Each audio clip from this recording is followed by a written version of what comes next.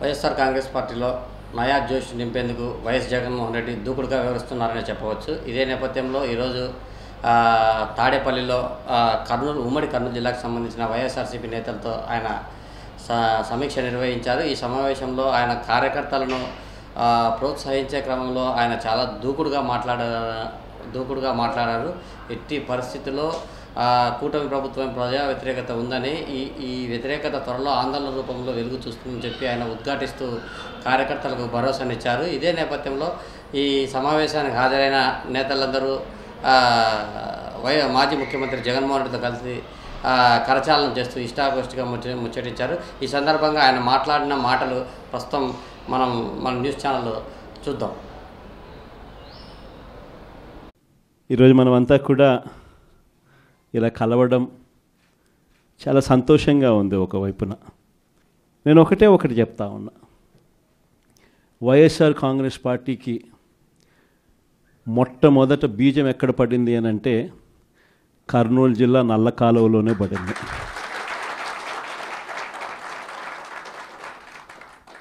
ఆ రోజు కూడా కేవలం ఒక మాట ఇచ్చినాం.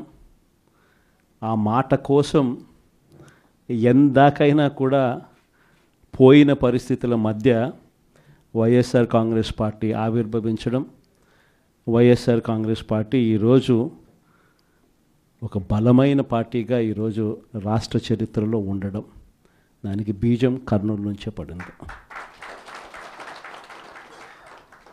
ఆ రోజు నుంచి నాతోనే అడుగులు వేశారు చాలామంది. ప్రతి అడుగులోనూ కూడా ఆ రోజు పార్టీ పెట్టిన రోజు నుంచి ఈ రోజు వరకు గమనిస్తే కూడా మన పార్టీకి ఎవరైనా కూడా సిద్ధాంతం ఏమిటి అని చెప్పి ఎవరైనా కూడా వైఎస్ఆర్ కాంగ్రెస్ పార్టీ ఐడియాలజీ ఏమిటి, సిద్ధాంతం ఏమిటి అని ఎవరైనా ఒక్కసారి కళ్ళు మూసుకొని ఆలోచన చేస్తే కంటికి కనిపించేది రెండు కనిపిస్తాయి. ఒకటి, విలువలతో కూడిన రాజకీయాలు చేయడం.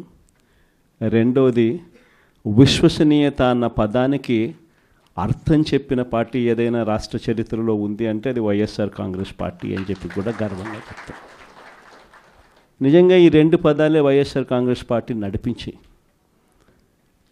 అదే మాదిరిగా ఒక నాయకుడిగా గట్టిగా ఈ సిద్ధాంతాలను నమ్మి ఒక నాయకుడిగా అడుగులు ముందుకు వేశాను.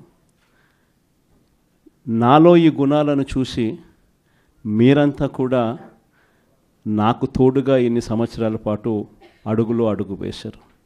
ఈరోజు నేను ఒకటి చెప్తా ఉన్నా, రాజకీయాలలో గెలుస్తాం ఓడిపోతాం ఇది వేరే విషయాలు.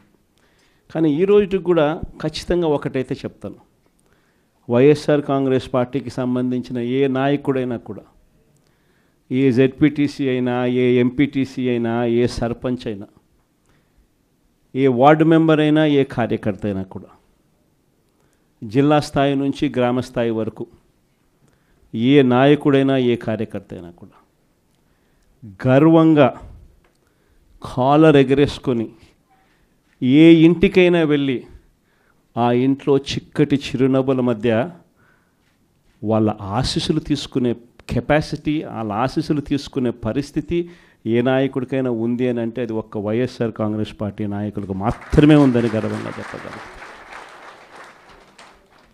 ఎందుకనంటే మనం రాకమునుపు రాజకీయాలు ఒక మాదిరిగా ఉండి, మనం వచ్చిన తర్వాత రాజకీయాలకు అర్థం ఇది అని చెప్పి తిరగరాసిన చరిత్ర ఏ పార్టీకైనా ఉంది అని అంటే అది ఒక్క వైఎస్ఆర్ కాంగ్రెస్ పార్టీకి మాత్రమే ఉంది అని కూడా గర్వంగా చెప్పగలుగుతాం. మనమంతా ప్రజల తరపున వాళ్లకు తోడుగా నిలబడాల్సిన సమయం వచ్చింది. గ్రామ స్థాయి నుంచి మనం బలోపేతం, మళ్ళీ ఆర్గనైజ్డ్గా బలోపేతం జరగాలి. జిల్లా స్థాయిలోనూ, మండల స్థాయిలోనూ, గ్రామ స్థాయిలోనూ, ప్రతి స్థాయిలోనూ కూడా మనమంతా కూడా క్యాడర్ను మొత్తం ఏకం చేయాలి, ఆర్గనైజ్డ్ పద్ధతిలోకి తీసుకొని రావాలి. ప్రతి సమస్యలోనూ ప్రజలకు తోడుగా ఉండే కార్యక్రమం ముమ్మరంగా అడుగులు వేయాల్సిన అవసరం వచ్చింది. ఈరోజు జరుగుతూ ఉన్న పరిస్థితులు, విషయాలు కూడా మీ అందరికీ కూడా తెలుసు. రెడ్ బుక్ రాజ్యాంగంలో ఎలా జరుగుతూ ఉన్నాయన్నది కూడా మీ అందరికీ కూడా తెలుసు. చంద్రబాబు నాయుడు గారు అనే వ్యక్తి ముఖ్యమంత్రిగా ఉన్నాడు. మామూలుగా ముఖ్యమంత్రిగా ఉన్న వ్యక్తికి ఒక హుందాతనం ఉంటుంది. ఈ మనిషికి ఆ హుందాతనం లేదు. ఈ మనిషికి ఏదైనా కూడా తాను ముఖ్యమంత్రి కాబట్టి ఏ పదవైనా తనకే కావాలి, తనకు సంఖ్యాబలం లేకపోయినా తనకే కావాలి అన్న అహంకారంతో ఈరోజు చంద్రబాబు నాయుడు రెడ్ బుక్ పాలన సాగిస్తూ ఉన్నాడు. 57 చోట్ల జరిగితే 7 చోట్ల ఎన్నికను వాయిదా వేశారు. ఎందుకనంటే అక్కడ చంద్రబాబు నాయుడుకు గెలిచే వాతావరణం కనిపించక ఆ 7 చోట్ల ఎన్నికలు వాయిదా చేశాడు. మరో 50 చోట్ల ఎన్నిక పెట్టని పరిస్థితి, ఖచ్చితంగా పెట్టాల్సిన పరిస్థితిలో ఎన్నికలు జరపాల్సి వచ్చింది. ఆ వచ్చిన చోట్ల కూడా 50 చోట్లలో 39 చోట్ల వైఎస్ఆర్సీపీ క్యాడర్ తెగింపుతో గట్టిగా నిలబడింది. నిజంగా ఆ తెగింపు వైఎస్ఆర్సీపీ క్యాడర్ చూపించింది కాబట్టి చంద్రబాబు నాయుడు గారు ఏమీ చేయలేకపోయాడు. ఎంత దారుణంగా చంద్రబాబు నాయుడు గారు అనే వ్యక్తి ప్రవర్తిస్తూ ఉన్నాడు అన్నదానికి నిదర్శనం. ఎక్కడా కూడా చంద్రబాబు నాయుడు గారికి మెజారిటీ లేదు. ప్రతి చోట కూడా వైఎస్ఆర్సీపీ కోవిడ్ తర్వాత జరిగిన ఎన్నికలు, అంటే 2 ఏళ్ల తర్వాత జరిగిన ఎన్నికల్లో 2.5 సంవత్సరం 2.5 సంవత్సరం తర్వాత ఎన్నికలు జరిగాయి. ఆ ఎన్నికల్లో వైఎస్ఆర్ కాంగ్రెస్ పార్టీ స్వీప్ చేసిన పరిస్థితులు మనందరికీ కూడా తెలుసు. ఎక్కడా కూడా చంద్రబాబు నాయుడుకు బలం లేదు. బలం లేకపోయినా కూడా చంద్రబాబు నాయుడు గారు ఆయనకున్న అహంకారంతో ప్రలోభాలు పెడుతూ, భయపెడుతూ, విడిగా ఏ రకంగా చంద్రబాబు నాయుడు గారు రెడ్ బుక్ రాజ్యాంగంలో ప్రతి పదవి తనకే కావాలి అని చెప్పి తపన పడుతూ చంద్రబాబు నాయుడు గారు ఏ రకంగా చేశారు అన్నది మనమంతా కూడా చూసాం. ఎందుకు చంద్రబాబు నాయుడు గారు ఇవన్నీ చేస్తూ ఉన్నారు అన్నదానికి ఒక్కొక్కసారి నాకు అర్థం కాల. ఎందుకు అబ్బాయి మనిషికి బలం లేదు, సంఖ్యాబలం లేదు, లేకపోయినా కూడా ఎందుకు ఇంత దౌర్జన్యాలు చేస్తా, ఇంత అప్రజాస్వామికంగా ఎందుకు చేస్తూ ఉన్నాడు అని చెప్పి. ఎందుకు చేస్తూ ఉన్నాడో తెలుసా? కారణం వైఎస్ఆర్ కాంగ్రెస్ పార్టీ అంటే చంద్రబాబు నాయుడుకు భయం. వైఎస్ఆర్ పార్టీ కార్యకర్త అంటే చంద్రబాబు నాయుడు గారికి భయం. ఎందుకనంటే చంద్రబాబు నాయుడు గారు సూపర్ 6 ఫెయిల్ అయ్యాడు, సూపర్ 7 ఫెయిల్ అయినాడు. చంద్రబాబు నాయుడు గారి పాలనలో వ్యవస్థలన్నీ కూడా పూర్తిగా నీరు గారిపోయినాయి. ఇలాంటి పరిస్థితుల్లో ప్రజలందరూ కూడా తెలుగుదేశం పార్టీకి సంబంధించిన క్యాడర్ ఎవరూ కూడా ప్రజల దగ్గరికి వెళ్ళే పరిస్థితి లేదు. చంద్రబాబు నాయుడు గారి క్యాడర్, ఆయనకు సంబంధించిన ఎంపీటీసీలు కానీ, ఆయనకు సంబంధించిన కార్యకర్త కానీ ఎవరైనా కూడా ప్రజల దగ్గరికి వెళ్తే ఇంట్లో నుంచి చిన్న పిల్లలు సైతం క్యాడర్ను కూడా తిరగనిచ్చే పరిస్థితి ఉండదు. క్యాడర్ను సైతం, చిన్నపిల్లలు సైతం ఇంటికి పోతూనే మా 15,000 సంగతి ఏమిటి అంటారు. అమ్మలు మా 18,000 సంగతి ఏంటి అని అంటారు. వాళ్ళ అమ్మలు మా 48,000 సంగతి ఏమిటి అంటారు. ఇంట్లో రైతన్నలు మా 26,000 సంగతి ఏమిటి అని, ఉద్యోగం ఎతికే పిల్లలు మా 36,000 సంగతి ఏమిటి అని చెప్పి ఇలా ప్రతి ఒక్కరూ ఇంట్లో ప్రశ్నిస్తారని కనీసం క్యాడరు కనీసం ఇండ్లకు కూడా పోని పరిస్థితిలో చంద్రబాబు నాయుడు గారి పార్టీ ఈరోజు పరిపాలన సాగిస్తూ ఉంది. ఇలాంటి పరిస్థితుల్లో చంద్రబాబు నాయుడు గారిని ప్రశ్నించే స్వరం ఉండకూడదు అని రాష్ట్ర వ్యాప్తంగా ఒక భయానక వాతావరణం క్రియేట్ చేసే కార్యక్రమంలో భాగంగా ఇవన్నీ కూడా చంద్రబాబు నాయుడు గారు చేయిస్తూ ఉన్నాడు. ప్రజాస్వామ్యంలో ఎప్పుడూ కూడా మనుషులకు మంచి చేయాలి, మనుషులకు మంచి చేసి వాళ్ళ గుండెల్లో స్థానం సంపాదించుకొని, వాళ్ళ మనసుల్లో స్థానం సంపాదించుకొని ఒక నాయకుడు అనేవాడు పాలన చేయాలి. కానీ అలా చేయకుండా అధికారం ఉంది కానీ అని చెప్పి దురహంకారంతో ఏ నాయకుడైనా కూడా ప్రవర్తించినప్పుడు ప్రజలు, దేవుడు ఇద్దరు కూడా ఖచ్చితంగా మొట్టికాయలు వేస్తారు. ఆ మొట్టికాయలు ఎంత దారుణంగా ఉంటాయి అని అంటే చంద్రబాబు నాయుడు గారికి నెక్స్ట్ ఎలక్షన్లకు వచ్చేసరికి సింగిల్ డిజిట్స్ కూడా రాని పరిస్థితులకి ఆయన పడిపోతాడు. కాబట్టి ప్రతి ఒక్కరం నేను ఒకటే అడుగుతా ఉన్నా, అందరం ఐక్యంగా ఉందాం. మొన్న కూడా చూసాం, చంద్రబాబు నాయుడు గారు భయపడిచ్చే ప్రయత్నాలు ఎక్కువ చేస్తాడు. మొన్న రామగిరిలో మనం అంతా చూసాం ఏం జరిగిందో. రామగిరి మండలంలో 10 ఎంపీటీసీలు ఉంటే 9 వైఎస్ఆర్సీపీ 9 గెలిచింది. కేవలం తెలుగుదేశం పార్టీ 1 మాత్రమే గెలిచిన పరిస్థితుల మధ్య రామగిరిలో ఉప ఎన్నిక జరిగింది. మరి 9 గెలిచిన వైఎస్ఆర్సీపీ గెలుస్తుందా? కేవలం ఒకటే ఒకటి గెలిచిన తెలుగుదేశం పార్టీ గెలుస్తుందా? ఎవరికైనా అర్థమవుతుంది 9 గెలిచిన వైఎస్ఆర్సీపీనే ఆ ఉప ఎన్నికల్లో గెలుస్తుంది అని. కానీ ఆ ఎన్నికల్లో ఆ రిజల్ట్ను తారుమారు చేసేందుకు ఏకంగా పోలీస్ ప్రొటెక్షన్తో ఎంపీటీసీలు ప్రయాణం చేయాల్సి వచ్చింది. మా ప్రాణాలకు ముప్పు ఉంది, మాకు భద్రత కల్పించని కోర్టుకు పోతే కోర్టు పోలీసు భద్రతతో వారిని ఎలక్షన్ హాల్లోకి తీసుకొని పోమని చెప్తే ఈ పోలీసులు ఎంత అన్యాయంగా తయారయ్యారంటే పోలీసులే ఈ ఎంపీటీసీలను బెదిరించే కార్యక్రమాలు సాక్షాత్తు పోలీసులే చేపట్టారు. రామగిరికి సంబంధించిన అదే మండలానికి సంబంధించిన ఎస్ఐ వీళ్ళ వెహికల్లో ఎక్కుతాడు, ఎక్కి ఈ ప్రతి ఎంపీటీసీలతోనూ వీడియో కాల్తో ఆ పక్క ఎమ్మెల్యేతోనూ ఎమ్మెల్యే కొడుకుతోనూ మాట్లాడిస్తారు. వాళ్ళు భయపడిస్తారు. మీ ఇంట్లో మీ అమ్మ మీ నాయన ఇంటికి రావాలంటే ఖచ్చితంగా ఎంపీటీసీ ఎలక్షన్లలో వాళ్లకు అనుకూలంగా ఓటేస్తేనే జరుగుతుందని బెదిరిస్తారు. అయినా కూడా మన ఎంపీటీసీలు ఎక్కడా కూడా తలగ్గకపోయేసరికి ఎలక్షన్ టైం దాటిపోయేదాకా వాళ్ళని తిప్పుతూ ఎంపీడీఓ కార్యాలయానికి తీసుకొని పోకుండా కోరం లేదని ఎన్నిక వాయిదా. తర్వాత వాళ్ళందరినీ పెనుగొండకు తీసుకుపోయారు.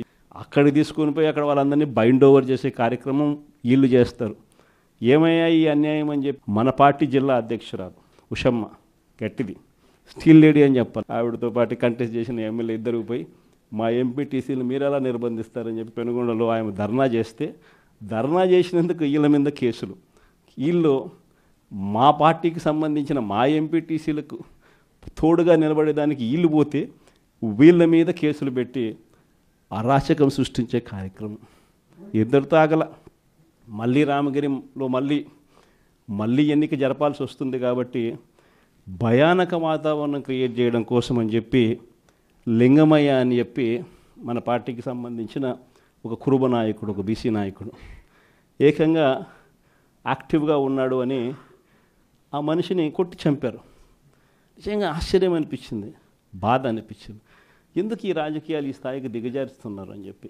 అరే మంచి చెయ్యి, సూపర్ 6 హామీ ఇచ్చినాం, సూపర్ 7 హామీ ఇచ్చినాం, పిల్లలకు చేయాల్సిన ఫీజు రీఎంబర్స్మెంట్ బకాయిలు పెండింగ్లో పెట్టు, ఆరోగ్యశ్రీ బకాయిలు పెండింగ్లో పెట్టు, రైతులకు అన్యాయం చేస్తూ ఉన్నాం.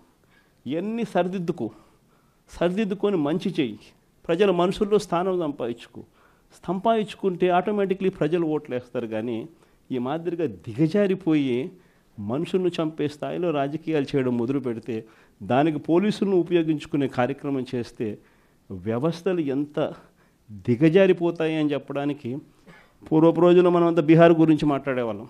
బీహార్లో ఎలా ఉండేటివి, బీహార్లో అలా ఉండేటివి అని.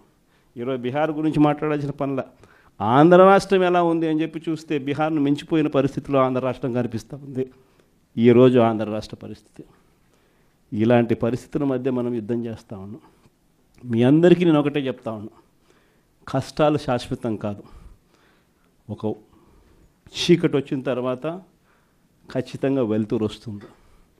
ఇది ప్రతి ఒక్కరం గుర్తుపెట్టుకోండి. చూస్తూ కన్ను మూసుకుంటే 3 ఏళ్ళు కూడా అయిపోతుంది. ఈ 3 ఏళ్ళు మాత్రం గట్టిగా తోడుగా నిలబడండి, నాకు తోడుగా నిలబడండి, ప్రజలకు తోడుగా నిలబడండి. ఆ తర్వాత మళ్ళీ వైఎస్ఆర్ కాంగ్రెస్ పార్టీ మళ్ళీ అధికారంలోకి ఖచ్చితంగా వస్తుంది. ఈసారి జగన్ 2 పాలన ఖచ్చితంగా జరుగుతుందని మాత్రం చెప్తాను. ఈసారి జగన్ 2 పాలనలో మాత్రం ప్రతి కార్యకర్తకు మీ జగన్ తోడుగా ఉంటాడని ఖచ్చితంగా చెప్తాను. కాబట్టి ఖచ్చితంగా ఈ 3 ఏళ్ళు ప్రజల తరపున నిలబడదాం, ప్రజల కోసం పోరాడదాం.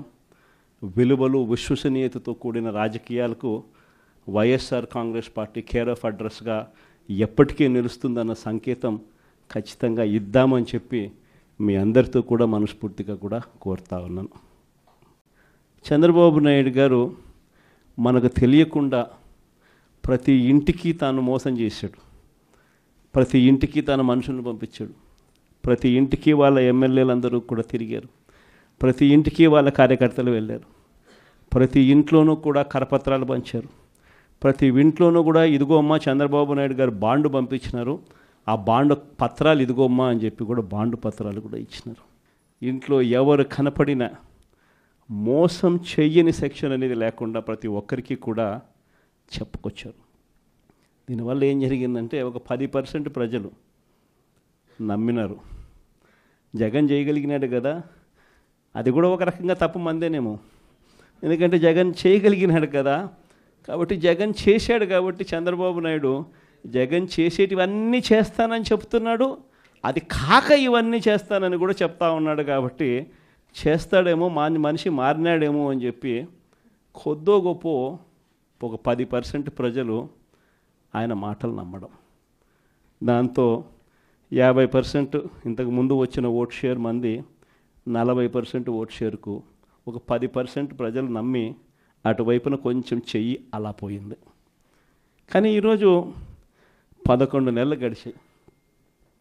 11 నెలలు గడిచిన తర్వాత ఒక బడ్జెట్ అయిపోయింది. ఆయన అధికారంలోకి వచ్చిన వెంటనే ఒక బడ్జెట్ ప్రవేశపెట్టినాడు. 2వ సంవత్సరం బడ్జెట్ కూడా ప్రవేశపెట్టేసినాడు. సరే, 2 బడ్జెట్లు అయిపోయినాయి. 5 బడ్జెట్లలో 2 బడ్జెట్లు అయిపోయినాయి. 11 నెలల టైం అయిపోయింది.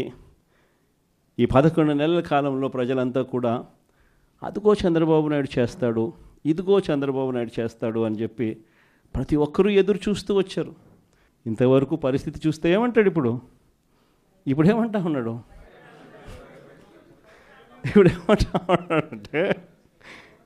ఇప్పుడేమంటా ఉంటే అప్పుడు మాట చెప్పినాను కానీ ఇప్పుడు భయం వేస్తా ఉంది అని అంటున్నాడు. అప్పుడు మాట చెప్పినాను కానీ ఇప్పుడు భయం వేస్తూ ఉందని అంటున్నాడు. అందరితో ఆగిపోవడంలా చెయ్యకుండా ఉండడం కోసం అబద్ధాలు నోట్లో నుంచి చెయ్యకుండా ఉండడం కోసం, అది కూడా అక్కడ నిజాయితీ లేదు, నీతి లేదు, చెయ్యకుండా ఉండడం కోసం రాష్ట్ర అప్పులు ఓసారి 12 లక్షల కోట్లు అంటాడు, ఓసారి 10 లక్షల కోట్లు అంటాడు, ఓసారి 11 లక్షల కోట్లు అంటాడు. ఏదో ఒక అబద్ధం, ప్రతిరోజు ఒక అబద్ధం చెప్పడం, రోజు దాన్ని దాటేసుకుంటూ పోయే పరిస్థితులు కనిపిస్తూ ఉన్నాయి.